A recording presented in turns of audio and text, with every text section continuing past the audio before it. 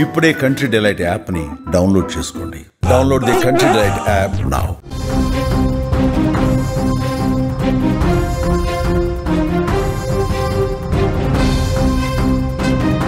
కొన్ని నిజాలు చెప్పడానికి కఠినంగా ఉంటాయి, మాట్లాడడానికి బాధ కలిగిస్తుంది, వినటానికి వినకూడదు అనిపిస్తుంది. శ్రీకాకుళంలో తొక్కిసలాట జరిగిన కాశీబుగ్గ వెంకటేశ్వర స్వామి ఆలయం దగ్గర కారణాలను పరిశీలిస్తే చేదు నిజాలు కొన్ని కనిపిస్తాయి. ఆ చేదు నిజాల్లో కొందరికి బాధ కలిగించే అంశాలు కూడా ఉండొచ్చు, కొందరిని ఇబ్బంది పెట్టే అంశాలు కూడా ఉండొచ్చు. అందులో ముఖ్యమైన చేదు నిజం ఏంటి అంటే, ఈ తొక్కిసలాటకి కారణం ఆ గుడి యాజమాన్యులదే. ఇంకా చెప్పాలంటే ఆ గుడి యజమాని హరి ముకుంద్ పండాదే. మీరు స్క్రీన్ పైన చూస్తున్నారు. ఈ హరి ముకుంద్ పండా పట్టించుకోకపోవడం, లేకపోతే అంచనా వేయలేకపోవడం, పట్టించుకోకపోవడం అనే దానికంటే అంచనా వేయలేకపోవటం వల్లే ఈ ప్రమాదం జరిగింది చాలా స్పష్టంగా. నిజానికి హరి ముకుంద్ వెంకటేశ్వర స్వామి గుడి కట్టి స్థానికంగా భక్తులకు ఆ శ్రీవారిని దగ్గర చేయాలనుకున్నాడు. కానీ ఆ శ్రీవారి ఆలయమే ఇంతటి విషాదాన్ని తనకు మిగులుస్తుందని ఊహించలేకపోయాడు. తను కూడా చాలా స్పష్టంగా పోలీసుల విచారణలో చెప్తున్నారు, నేను ఇలా జరుగుతుందని అంచనా వేయలేకపోయాను అని. ఎందుకంటే ఇక్కడ హరిముకుంద్ తప్పు ఏంటి అంటే, ఇంతమంది భక్తులు వస్తే ఆ గుడిని, ఆ భక్తులని ఎలా కంట్రోల్ చేయాలి అనే విషయాన్ని ఆయన మర్చిపోవటం. రెండవది వచ్చేసి భక్తులని గుడిలోకి అనుమతించేటప్పుడు ఒక పద్ధతిని ఏర్పాటు చేయలేకపోవడం.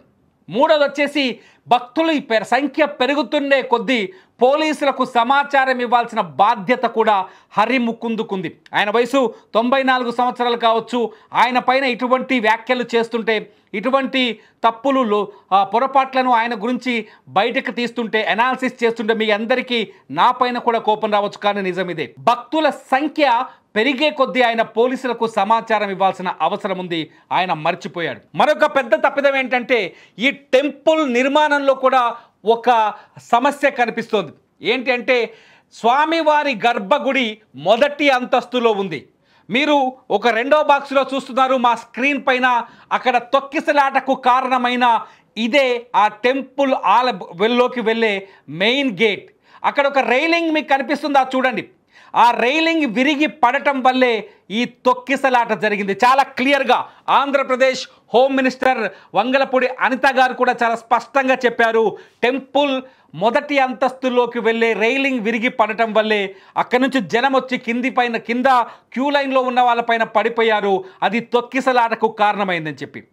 అంటే గుడిలోకి 2000 మంది, నిజానికి భక్తులు ఇక్కడికి రోజుకు 2000 మందే వస్తారు. ఎందుకంటే ఈ టెంపుల్ పూర్తి స్థాయి ప్రైవేట్ టెంపుల్.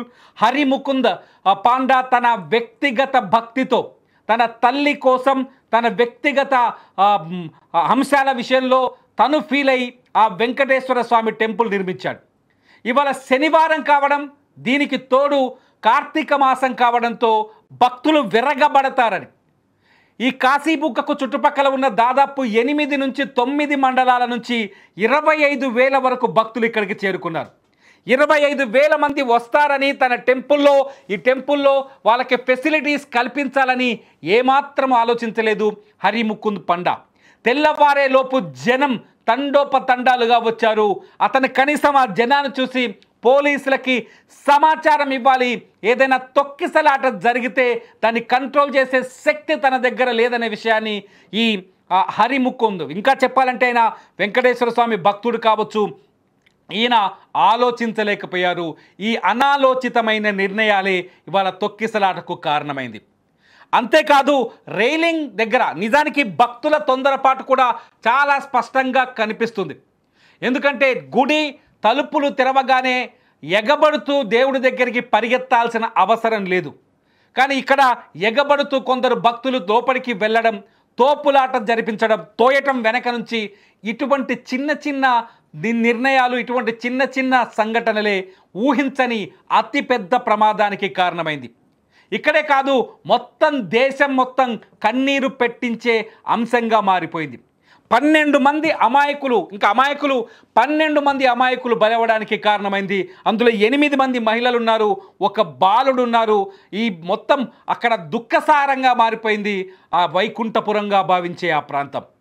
నిజంగా హరిముకుందు ఒక్క మాట పోలీసులకు చెప్పిన, కాశీబుగ్గ పోలీసులకు ఒక్క సమాచారం ఇచ్చిన, జనం పెరుగుతున్నారు దయచేసి కంట్రోల్ చేయండి అని ఒక్క మాట చెప్పినా ఈ దారుణం జరిగి ఉండేది కాదు, ఈ తప్పిదం జరిగి ఉండేది కాదు, ఇంత ఘోరం జరిగి ఉండేది కాదు, ఇన్ని కుటుంబాల్లో దుఃఖం ఉండేది కాదు.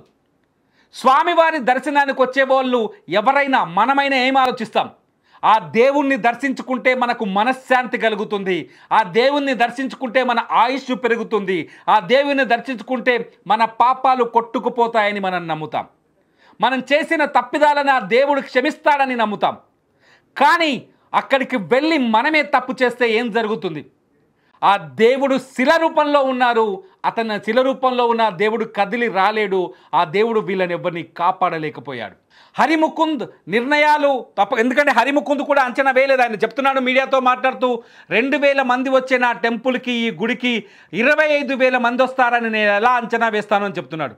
భక్తుల సంఖ్యని అంచనా వేయలేకపోయాను కాబట్టే నేను పోలీసులకు సమాచారం ఇవ్వలేకపోయానని చెప్తున్నాడు. ఇది గవర్నమెంట్ టెంపుల్ కాకపోవడంతో దేవాదాయ శాఖ కూడా దీన్ని పెద్దగా పట్టించుకోలేదు. దీనికి తోడు సోషల్ మీడియాలో ఈ టెంపుల్ పైన బోలెడంత ప్రచారం జరుగుతోంది. పండగ సీజన్ కావడం, కార్తీక మాసం కావడంతో అనేక మంది సోషల్ మీడియాలో అక్కడికి వెళ్ళిన ఇన్ఫ్లుయెన్సర్లు వీడియోలు చేసి ఈ టెంపుల్కి ఫ్రీగా ప్రమోషన్ చేశారు. ఈ ప్రమోషన్ చూసి సామాన్య భక్తులు పరిగెత్తుకుంటూ వచ్చారు.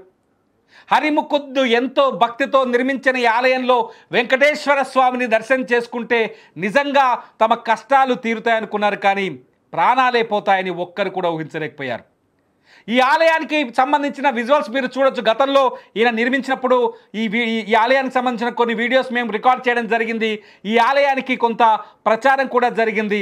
ఈ ప్రచారాలే ఇవాళ ఊహించని జనాభా, ఊహించని భక్తుల రాకకు కారణమైంది. మొత్తానికి కేవలం సమాచార లోపం, నిర్వహణ లోపం, పట్టించుకోకపోవడం, భక్తుల్లో క్రమశిక్షణ లేకపోవడం, రెండోది వచ్చేసి టికెట్టు లేని దర్శనం. సాధారణంగా ఏ టెంపుల్కి వెళ్ళినా టికెట్ ఉంటుంది, రూపాయో 2 రూపాయలు టికెట్ ఉంటుంది. ఆ టికెట్ ఉన్న సందర్భంలో క్యూ లైన్లు పాటిస్తారు, నిర్వహణ ఉంటుంది.